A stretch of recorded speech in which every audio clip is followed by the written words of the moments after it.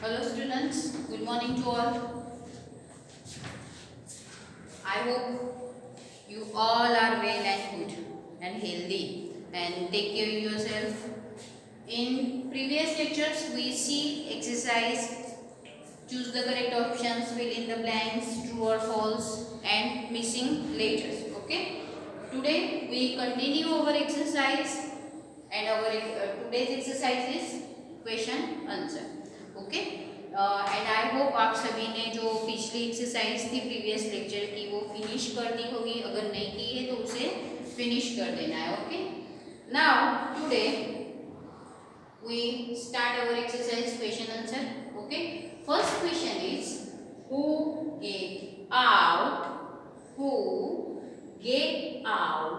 In kabaddi. Who get out in kabaddi. Kabaddi में बाहर कौन निकल गया था. Get out in kabaddi. Kabaddi में बाहर कौन निकल गया था. तो आंसर है Shyamala's opposite team. Shyamala's opposite team get out in kabaddi. Okay Shyamala की जो अपोजिट वाली टीम थी, श्यामला की जो सामने वाली टीम थी वो कबड्डी में से गेट आउट हो गई थी. वो आउट हो गई थी पूरी टीम बिकॉज उन सभी ने श्यामला को पकड़ा था, लेकिन श्यामला ने अपनी ब्रीथिंग रोके बिना जो सेंट्रल लाइन थी उसको टच कर दिया था. इसीलिए सामने वाली जो टीम थी उनकी वो पूरी आउट हो चुकी थी. So Shyamala's opposite team get out in kabaddi. Our second question is name the three sisters who form the kabaddi club. Name the three sisters who form the kabaddi club. जो थ्री सिस्टर्स थी जिन्होंने kabaddi club बनाया था. So what is the name. याद है. Let's see. Answer है the three sisters who form the kabaddi club are. First name is Jwala, second name is Leela and third name is Hira.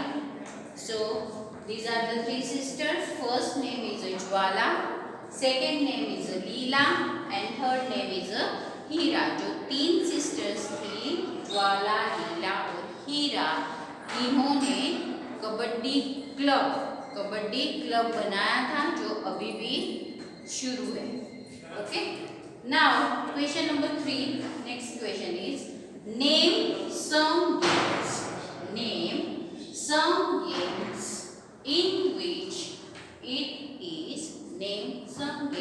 in which it is very important to touch the players. यहाँ पे आपको games के name लिखने हैं जिस game में players को touch करना होता है. सभी गेम्स की रूल्स अलग अलग होते हैं, सभी गेम्स की मेथड अलग अलग होती है, सभी गेम्स में अलग अलग रूल्स होते हैं. तो यहाँ पे ऐसे गेम्स के नेम्स आपको पूछे हैं कि जिसमें आपको सामने वाले प्लेयर को टच करना होता है. ओके सो विच गेम्स, आपको पता है कौन सी गेम होंगी वो कि जिसे सामने वाले प्लेयर्स को आपको टच करना होता है और टच करके वो आउट होता है. व्हाटएवर जो भी रूल्स होता है गेम का. Okay so let's see here the answer. Some of these games are kabaddi, then second game is kho-kho, third game is chupam chupai, then next game is the arm wrestling and next game is hide and seek. Okay ये जो games है इन सभी में आपको सामने वाले players को आपको क्या करना पड़ता है, सामने वाले प्लेयर्स को आपको टच करना पड़ता है। कबड्डी में होता है तो आपको टच करना होता है, वो भी टच, सामने वाली टीम भी आपको टच करती है, तभी आप आउट कहलाते हो। ओके, खो खो में भी आप सामने वाले को टच करके खो दोगे तभी वो अपनी प्लेस से खड़ा होगा। तो ये सभी जो गेम्स है इनमें सामने वाले प्लेयर्स को आपको टच करना पड़ता है। Okay, our next question is how does a coach teach? How does a coach teach? How does a coach make a player practice? How does a coach make a player practice? Coach क्या करता है? How does a coach teach? Coach क्या क्या करता है? Coach कैसे पढ़ाता है? How does a coach make a player practice? Then how hard do you think the players have to work? शायद आप तो अभी छोटे हो, लेकिन आप भी समटाइम्स आप भी कभी किसी कोच से किसी गेम के लिए, किसी स्पोर्ट के लिए आपने कभी किसी की कोचिंग ली है? Yes, some students are in karate, right? In kabaddi also we are, हम जब स्पोर्ट्स खेलते हैं, स्पोर्ट्स डे होता है हमारा, तब हमें कोच ही किया जाता है कि ये गेम ऐसे खेली जाती है। ओके, बहुत सारे बच्चे जो है हमारे स्कूल के वो नेशनल इंटरनेशनल लेवल तक गए हैं कराटे क्लासेस में, राइट? तो उनको कौन गाइड करता है? Yes, Pradeep sir. Okay, Pradeep sir जो है वो आपके कराटे के कोच है, वो सभी गेम्स के आपको कोच है। वो आपको किस तरह से टीच करते हैं, किस तरह से आपको प्रैक्टिस करवाते हैं। सो ये प्लेयर्स के लिए बहुत हार्ड होता है। किस तरह से हार्ड होता है? So let's see, a coach teaches the trick of game. Coach क्या सिखाता है हमें? ट्रिक ऑफ गेम, हमें ट्रिक, गेम खेलने की ट्रिक सिखाता है। Okay, to the players a coach always encourage and tells the benefits of practice, convinces the player to do practice। यहाँ पे जो कोच होता है वो प्लेयर्स को ट्रिक मीन्स प्रैक्टिस करवाता है, अलग अलग ट्रिक सिखाता है, अलग अलग रूल सिखाते हैं, अलग अलग गाइडलाइंस करते हैं कि इसको ऐसा खेलना है, इसको ऐसे खेलना है। देन उसके बेनिफिट्स भी कोच बताते हैं हमें। जैसे कि टीचर आपको पढ़ाती है तो टीचर आपको ऑलवेज कहती है कि study is very important in our life. Okay, पढ़ना हमारी लाइफ में बहुत ज़रूरी है। Without education we can nothing. Okay, इसी तरह से जो कोच होते हैं वो भी आपको each and every games, each and every rules, उसके बेनिफिट्स आपको बताते हैं, उसके बेनिफिट्स आपको बताते हैं। जब आप बार बार प्रैक्टिस करते हो, बार बार जितनी भी बार प्रैक्टिस करोगे, हर बार आपका रिजल्ट अलग अलग होगा, हर बार आपका रिजल्ट अलग अलग होगा। बिकॉज जो कोच होता है वो आपको एनकरेज करता है प्रैक्टिस करने के लिए, और हम एनकरेज होते हैं ज़्यादा से ज़्यादा बेस्ट करने के लिए। Okay, so he teaches the same methodically। Okay, suppose kabaddi होती है तो कबड्डी एक उसकी टाइम लिमिटेशंस होती है। ऐसा नहीं है कि आप सुबह से कबड्डी खेलने बैठ गए तो शाम तक उसे खेलना ही है, ऐसा नहीं होता है। उसकी एक टाइम लिमिटेशंस होती है। ओके, टाइम लिमिटेशंस होती है, देन प्लेयर्स भी उसके लिमिटेड होते हैं। उसका रूल्स होता है कि आपको कबड्डी बोलना है। ओके, ऐसे बहुत सारे जो रूल्स होते हैं सभी गेम्स में होते हैं। सभी गेम्स में टाइम लिमिटेशन होती है, सभी गेम्स में प्लेयर्स की जो क्वांटिटी होती है वो अलग अलग होती है। इस तरह से जो गेम्स की मेथड होती है, इस तरह से जो ओलंपिक गेम्स होती हैं, खेल महाकुंभ होते हैं, सभी जगह पे जो गेम्स होते हैं उनकी एक मेथड होती है खेलने की, राइट? हम स्कूल में तो हम जैसा चाहे वैसा खेल लेते हैं, लेकिन आप जब कोई प्रॉपर प्लेस पे जाते हो खेलने के लिए, तब आपको प्रोफेशनली वहाँ पे खेलना है। तब आपको एज अ प्लेयर आपको मेथड के साथ खेलना है। आपको जो कोच ने सिखाया है आपको वही फॉलो करना है, उसी मेथड के साथ, उसी गाइडलाइन के साथ, उसी टीचिंग के साथ आपको वो गेम फिनिश करनी होती है। ओके, तो ये कौन करवाता है हमें? ये हमें कोच करवाते हैं। ओके, सो आप अपनी स्टडी के साथ साथ स्पोर्ट्स भी बहुत ज़रूरी है। अगर हम स्पोर्ट्स में बेस्ट है तो उससे भी आगे जाओ और उससे भी अच्छा परफॉर्म करो, नेशनल इंटरनेशनल लेवल तक जाओ और अच्छा परफॉर्म करो। Next question is in kabaddi the entire team was out because Shamla had touched the line. In kabaddi the entire team was out.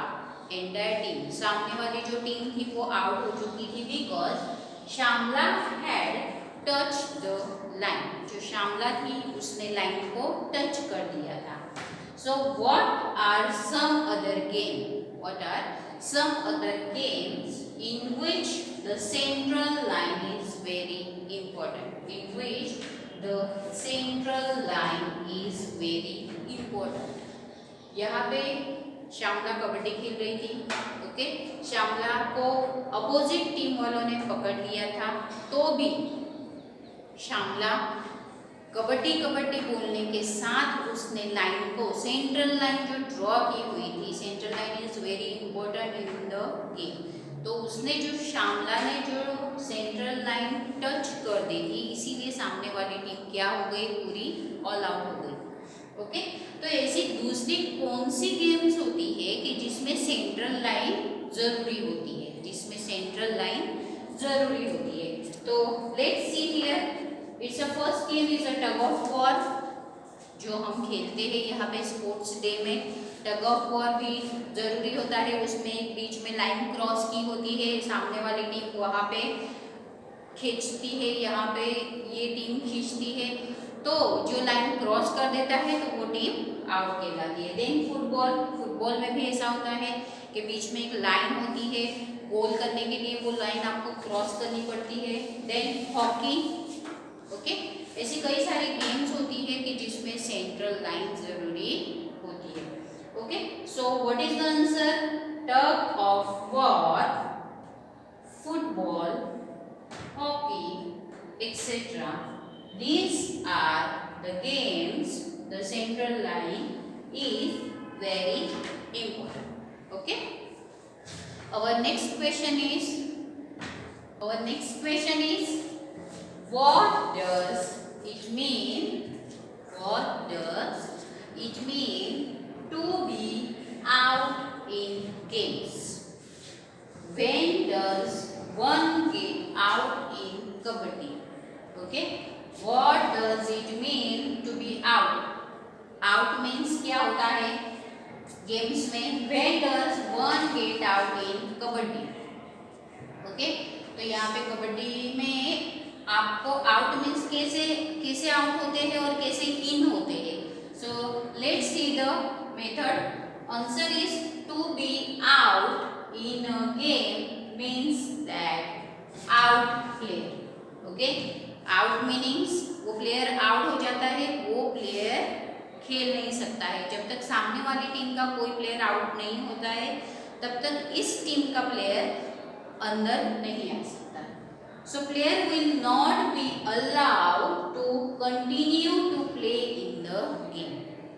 Okay, जो प्लेयर आउट हो जाता है तो वो अलाउ नहीं होता है गेम कंटिन्यू करने के लिए। Okay, for the time being there are 3 ways to get out in kabaddi. 3 ways in get out in kabaddi. Okay, so first is the, if he is stopped by the opposition players while on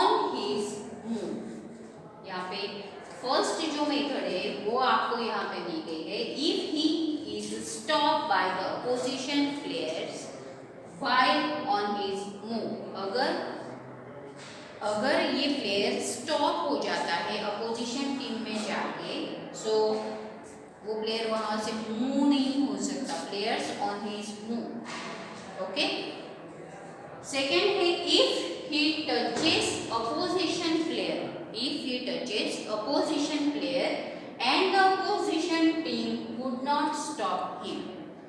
अगर ये team वाला है, a team वाला player b team में जाता है और B team वालों को वो टच करता है और बी टीम वाले लोग जो है वो उसको रोक नहीं पाते हैं, तो बी टीम क्या हो सकती है, पूरी ऑल आउट हो सकती है. Okay. And third thing is if he loses breath. If he loses breath. अगर वो अपनी ब्रीथ जो होती है वो स्टॉप कर देते हैं. मीन्स लाइक जब कबड्डी कबड्डी कबड्डी कबड्डी ऐसे बोलना होता है कंटिन्यूसली आपको, जब आप सामने की टीम को आउट करने चाहते हो तब आपको कंटिन्यूली कबड्डी कबड्डी बोलना होता है विदाउट स्टॉप योर ब्रीथ. अपनी ब्रीथिंग जो है आपको कंटिन्यू रखनी होती है उसमें. अगर आप अपनी ब्रीथिंग रोक देते हो तो आप क्या हो जाते हो, टीम में से आउट हो जाते हो.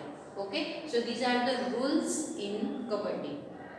So this is your exercise question answer. Okay, you write in your notebook with good handwriting and send me your work. Thank you and have a nice day.